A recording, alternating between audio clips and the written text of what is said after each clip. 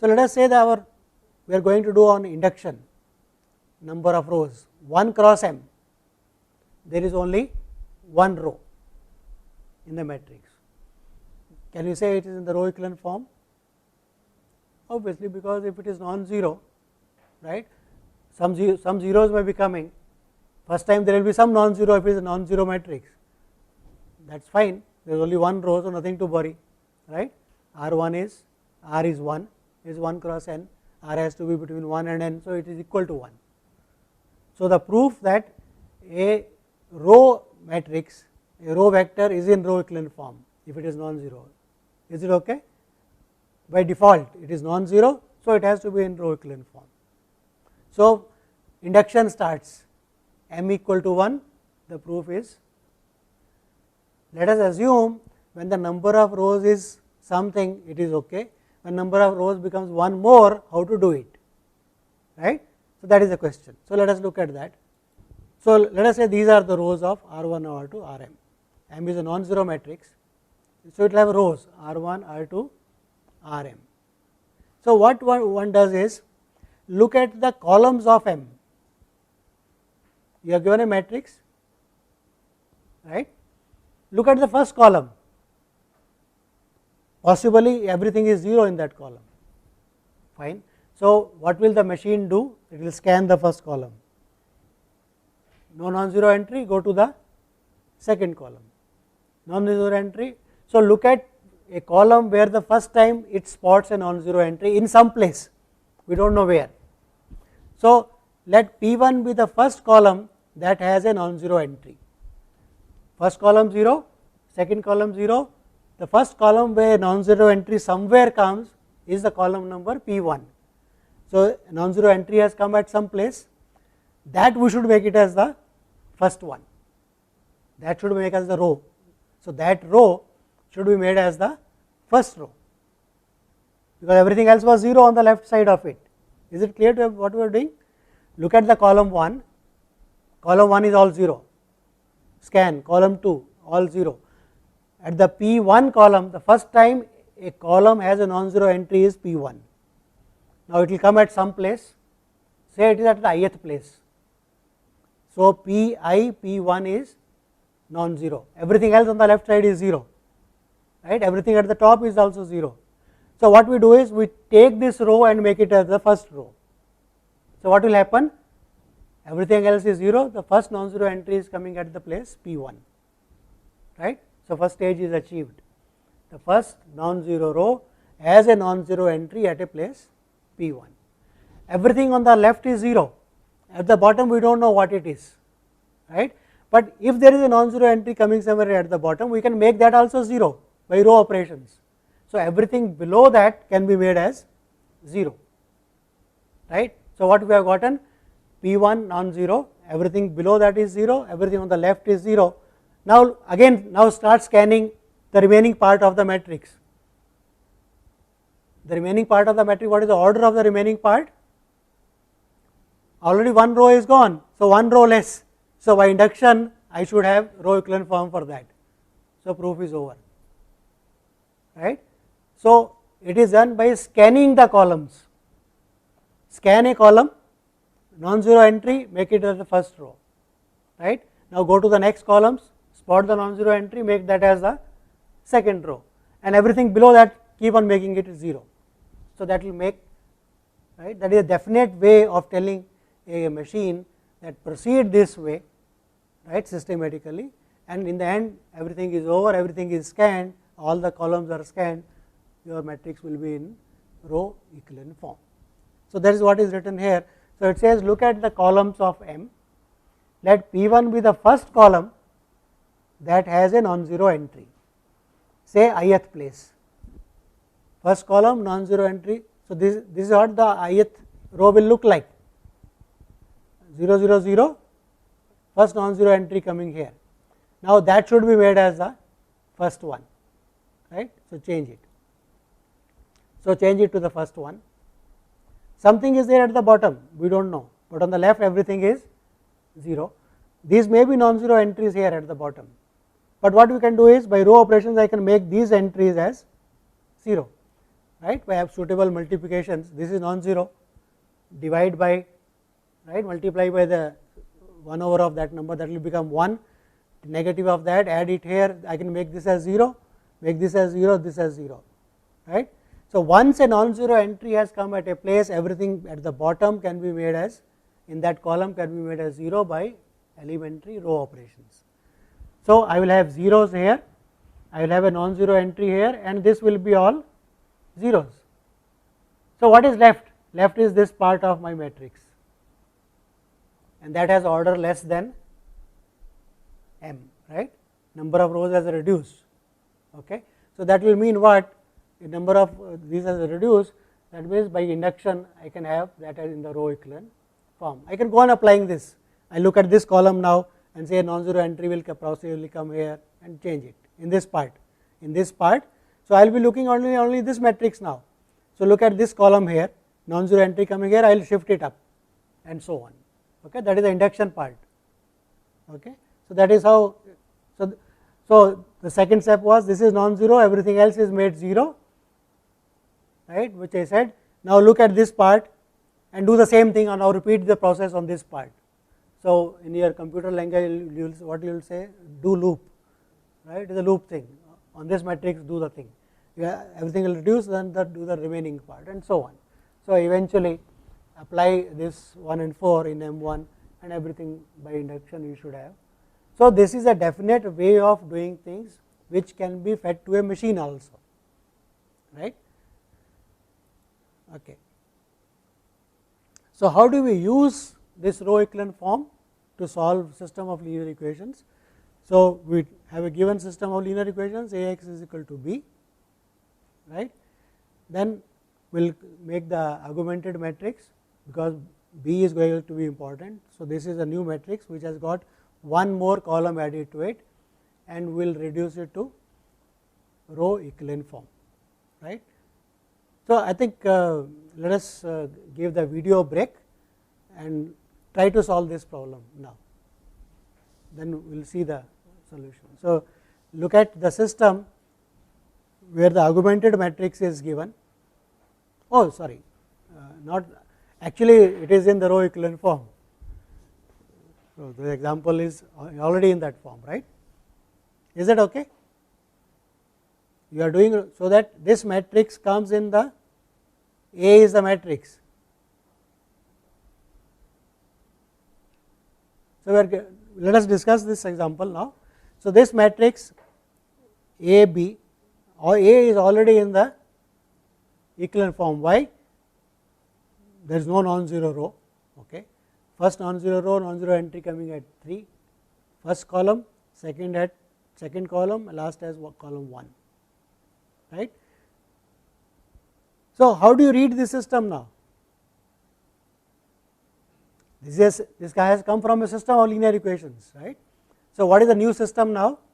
This was variable x1, this was variable x2, this is variable x3, x4 and x5. So, what does the last, when I multiply this with this, what do I get? Ax is equal to b. So, we will give you x5 is equal to 4. Is it okay, the matrix multiplication? So, reading is x5 is equal to, keep in mind x1, x2, x3, x4, x5, the columns are coming from the variables, right. So, what is this equation? This is x5 equal to 4. What is this equation? 2x2, this is coming from x2, 2x2 minus 4x3 plus 4x4 plus 2x5 is equal to minus 6, and this gives you 3x1 minus 9x2 plus 12x3 minus 9x4 plus 6x5 is equal to 15. So, your new system is that one, right. x4, x5 is equal to 4. So, already value is known now. So, that value I can put in this equation, right. So, what I will get? I will put this value 2 times x5, this will be a number now in the new equation. So, I will have 2 times x2 minus 4 times x3 plus 4 times x4 plus 8 equal to minus 6. So, it has got only 3 variables, is the equation in 3 variables, right, as a relation between 3 variables equal to something constant, right. So, if I put values for 2 of them, I will get the third one, right. So, normally what one does is one keeps the value where pivot is coming, you determine x2 in terms of x3 and x4. So, that is backward substitution and giving arbitrary values. x5 is already determined, you give arbitrary values to this variable and this variable, that is x3 and x4. So, for each value of x3 and x4 you will get a value of x2. So, x2 is known, x3 is known, x4 is known, x5 is known, put that value back in the above equation, get x1 in terms of those values, right. So, how many variables are getting arbitrary values? We gave arbitrary value to x3, we gave arbitrary values to x3 and we gave arbitrary value to x4, x5 was already determined. So, your general solution, right, will be determined by giving arbitrary values to x2 and x4, and these two variables can get infinite number of values, right. Each value will give you a value for x1, x2, x3, x4 and x5. So, you will have infinite number of solutions where there are 2 variables getting arbitrary values, right. You can think of there is a degree of independence kind of thing is 2, which are getting arbitrary. His question is, in this equation is 2x2 minus 4x3 plus 4x4 plus 2x5 equal to minus 6. In that equation x5 equal to 4 we can put. So, I get a relation as 2x2 minus 4x3 plus 4x4 plus 8 equal to minus 6. So, 8 I can shift on the other side, I will get a relation between x2, x3 and x4. x3 and x4 are now given arbitrary values. So, x2 is determined in terms of those arbitrary values, or you can say x2 can be determined in terms of x2 and x4 by shifting on the right hand side, right. So, for each value of x2 and x4 you will get a value of x2, x5 is already fixed. Now, for these values you can put back in this equation, the top one, right.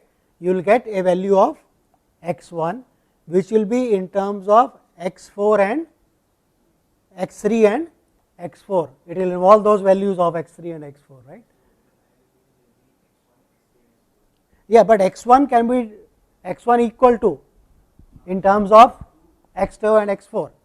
So, x1 can also be determined in terms of x2, x3 and x4. x2 is determined in terms of x3 and x4. So, this is what is called backward substitution, go from the bottom to the up, substituting backward, whatever is arbitrary put that arbitrary value, determine the next one from the upper equation and from the upper equation, right. So, let us so x4 is 5, I am just repeating that solution again, right, last equation. So, now second equation 2x2 shifting everything on the other side. So, that gives you a relation between x3 and x4, right.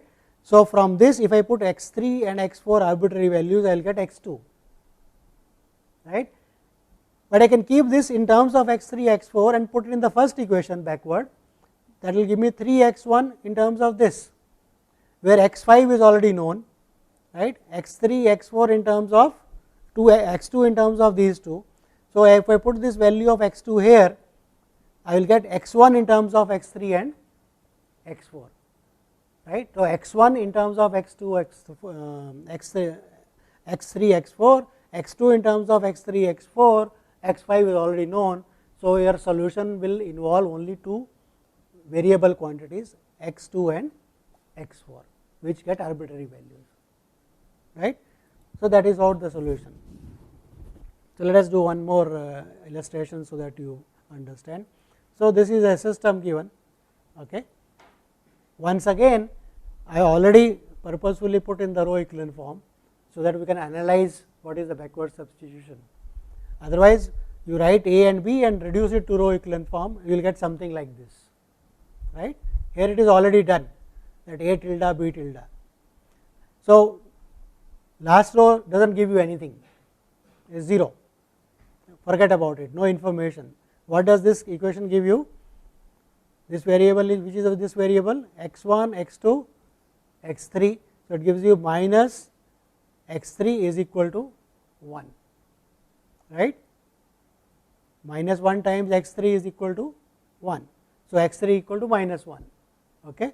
Look at this equation, it says 0 times x1, so gone, 2 x2, this is gone, 2 x2 is equal to 1.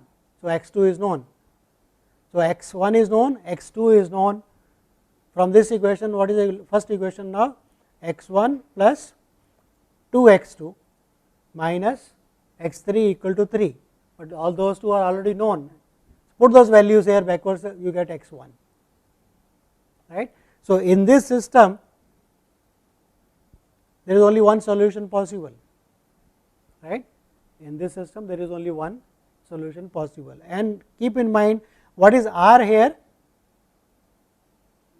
R is 3, which is equal to n, right. It is a minimum of, it is equal to n, the number of variable. See, if R is equal to n, that means pivots are going to, each pivot is going to come in each column. If R is equal to number of columns, then where are going to be the pivots? First pivot is in column 1, right. 1 has P1, 2 has P2. If the P1, P2, PR are equal to n columns, each column has to get a pivot, and that means there will be a unique solution. If each column has a pivot, it is going to be a unique solution, right. That is what is happening in this. So, these are observations we are putting, we will put them together. So, R is equal to n, the number of variables, right. Here P2 is equal to 3, P3 and n is equal to 3 actually. The system has a unique solution, right. That is what I was saying. So, P1 is 1, P2 is 2, P3 is 3, there are only 3 columns, each one is having a pivot, right. That means everything will be determined uniquely. Clear? So, R equal to n means unique solution. If R is less than n, then n minus r variables get independent values, arbitrary values, then infinite solutions come, right. If R is less than, then some columns will not have pivots, that means those variables will be determined in terms of the other one. Okay. Now, let us look at this another one. That means, when I reduce the matrix A, aim is keep A and B side by side, aim is to make A in the row echelon form, go on changing B accordingly, do not bother about it. So, it gives you last row is 0, but here comes a row in A which is 0, but on the right hand side is come 3. So, what will this equation look like? 0 equal to 3, that means there is an absurd equation, there is one of the equations is never going to have a solution, that means the system cannot have a solution. So, if A B augmented matrix, when A is reduced to row echelon form, you find there is a row, right, where A, all the elements in that row are 0 in A, but the corresponding B is not 0, right, then the system cannot have a, that was the inconsistent I wrote in the beginning itself, allCij's are 0, but right Br is not equal to 0, right. So, that gives you a inconsistency. So, this is the way you will spot a inconsistency. So, 3 possibilities arise. One, the number of pivots, right, R is strictly less than n, the number of variables, then n minus r variables will get arbitrary values and remaining r will be determined in terms of these n minus r. Second, each column gets a pivot, n is equal to r, then unique solution, right. And third, there is a row 0 equal to non-zero, right. So, in that case no solution, inconsistency. So, 3 possibilities. Again look at 2 variables and 3 variables, 2 lines, either they are parallel, so no solution, they do not meet, right. Then 2 lines intersect, they will intersect only at a unique point, and then they are coincidental. So, when 2 lines are coincidental, then in the row echelon form, one row will be 0, other will be relation between 2 variables. So, one variable will give the other value. So, infinite solutions, right. So, perfect similarity comes. Okay. So, this says R3 is 3, P1 is, so let us look back, P1 is, this is P1, first pivot 2, second pivot coming at the column 3, right. So, P2 is coming at 3, right, last one is 5. So, 0 equal to 3 inconsistent. Okay. So, once again let us this row echelon form for solving a system of linear equations. Summarize what we have done. So, he says look at the system Ax is equal to B, a m cross n system with augmented matrix as A along with B, call it as M, augmented matrix we are calling it as M. So, reduce the matrix to the row echelon form and look at the non-zero rows. R is the number of non-zero rows for this, and pivots are coming at Pith place, right. Then what? The system is inconsistent if there is a pivot in that column, right, the B column there is a non-zero pivot. If pivot comes there, that means all the previous must be 0, right. If in the augmented matrix there is a pivot lying in the column where B is coming, that means there is a non-zero entry in that, right. Everything else on the left side must be, what is the definition of a pivot? Everything on the left is 0. So, 0 equal to non-zero, that is inconsistent, system is inconsistent, that is what we saw, right. And if R is less than n, then there are n minus r parameters or variables, whatever you want to call them, which will determine a general solution, right. So, what we have done is for a system Ax is equal to B, right, we take A and B,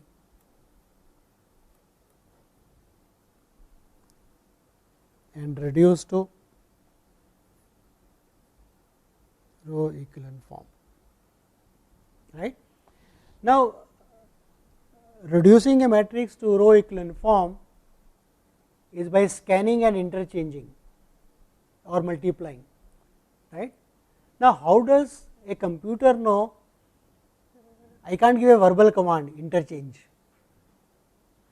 I have to give it in the form of something computational to the, you understand what I am saying?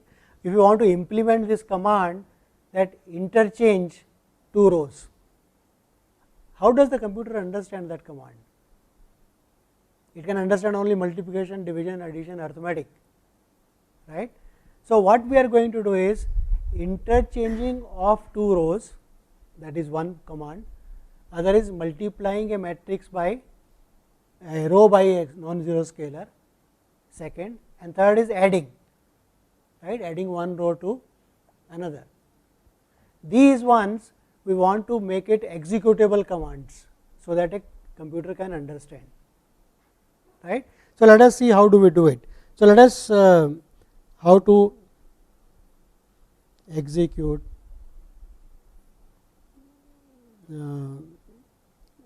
row operations.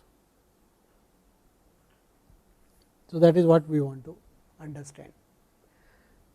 So, let us do some simple thing. So, let us take m equal to n equal to 3. Just for a square matrix we will take example for a 3 by 3. There is something called identity matrix. What is that? It is a 3 by 3 matrix. What does the entries look like? along diagonal it is 1, everything else is 0. So, 1 0 0 0 1 0 0 0 1, right. Now, let us do those operations on this matrix and see what happens, right. So, interchange. So, this is R1 and R2. Let us look at that. Let us interchange R1 with R2 in this identity matrix to get. So, what we will get? Let us see what do we get. So, we will get the matrix 0 1 0, R2 has become R1, 1 0 0 and 0 0 1, right. That is on identity matrix I have interchanged that, done that operation. Now, let us take some other matrix A, whatever you like. Let us let us take 1 2 3 3 1 minus 1 4 0 5, some arbitrary matrix, right, and let us call this matrix as E1 2, which we got after interchanging, right. I want to compute E1 2 multiplied with A. I want to compute this. So, let us write 0 1 0 1 0 0 0 0 1 1 2 3 3 1 minus 1 4 0 5, right. Let us multiply them. What do we get? So, equal to, what will be the first entry? This row multiplied by this column added up. So, what I will get? 0 into 1 is 0, plus 1 into 3 is 3, plus 0 into 4. So, what is it? 3. Is it okay? What is the next one? This multiplied by the next one. 0 multiplied by 2 is 0, 1 multiplied by 1 is 1. So, plus 1, 0 multiplied by 0. So, that is 1. What is the next one? 0 1 0 multiplied by, so 0 multiplied by 3 is 0, 1 multiplied by minus 1, that is minus 1, and 0 multiplied by 5 is 0. So, that is minus 1. Is it okay? Let us do the next one. 1 0 0 multiplied by the first one. So, 1 goes to 1, 0 3 0 0 4 0. So, that gives me 1. Next one multiplied by the second one, 1 multiplied by 2 is 2, 0 multiplied by 1 is 0, 0 multiplied, so that is 2. And the next one, 1 multiplied by 3, both others are 0, so that is equal to 3. The last row, 0 0 1, 1 3 4, 0 0, and that is, so what does it give me? That gives me 4. 0 0 1 with the second one, 0 2 0, 0 1 0, and this gives you 0, that is 0. And the last one, 0 with 3 is 0, 0 with minus 1 is 0, 1 with 5 is 5, right. What is this matrix? This is precisely the matrix A with, this is precisely the matrix A with R1 interchange with R2, right. So, what we are saying is the following. Then if you want to make some operation on a matrix, so for an elementary row operation to be done on A,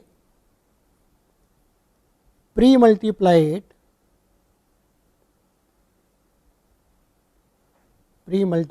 it with the matrix obtained from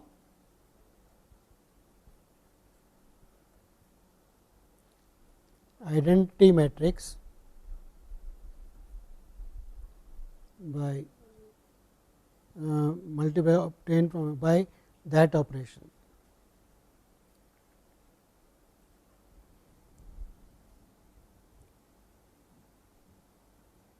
So, what we are saying is, to give a command to a computer, how do I do that operation is take identity matrix, okay.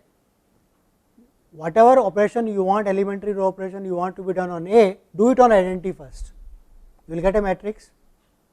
So, store that matrix,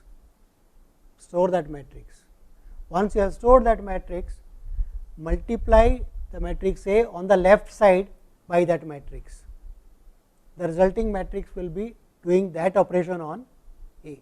So, if you want to interchange two rows, take identity matrix, interchange its rows, you will get a matrix, pre-multiply A with it, the resulting matrix will be the one where rows of A are corresponding rows are interchanged. If you want to add, do the same thing for identity matrix, add the corresponding rows, identity matrix, you get a matrix, pre-multiply with A with this matrix, the corresponding rows will be added. And similarly, right, if you want to multiply and add or interchange, same thing you do here and apply it there.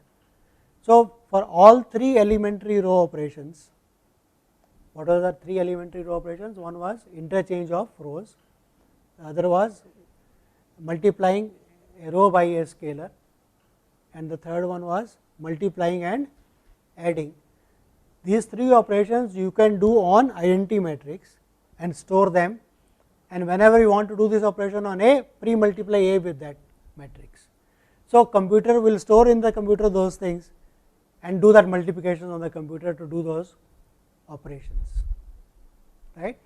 So, these matrices are called elementary matrices. What are elementary matrices? These are the matrices obtained from the corresponding identity matrix by doing elementary row operations on them of three types, right. So, there are three types of elementary matrices which are used to do elementary row operations on any given matrix, right. So, we will continue study of these elementary matrices next time.